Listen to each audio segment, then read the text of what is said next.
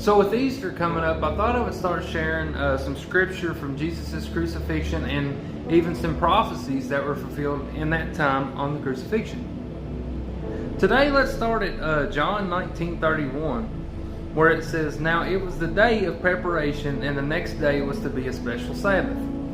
Because the Jewish leaders did not want the bodies left on the crosses during the Sabbath, they asked Pilate to have the legs broken and the bodies taken down." Now, back in them times, crucifixions used to take 24 to 36 hours or even up to several days. Okay? Even up to several days hanging up on a cross before you would die.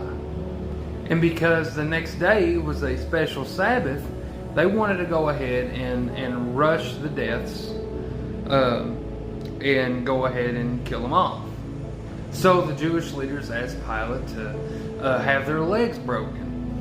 And you might be asking, or I did, finally, I asked, why would their legs be broken?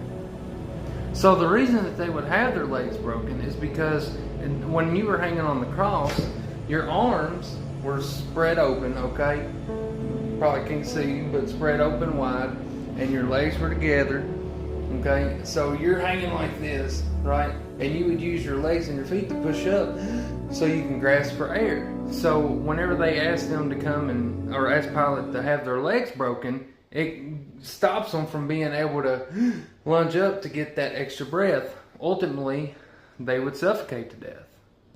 So they went up to the first guy on the cross and they broke his legs, and then whenever they got to Jesus, they were kind of surprised because Jesus was only on the cross for 6 hours, and that's because of his extreme pre-crucifixion, how they beat him real bad and left cuts on him, probably bled out, and suffocation, dehydration, the mixture of things.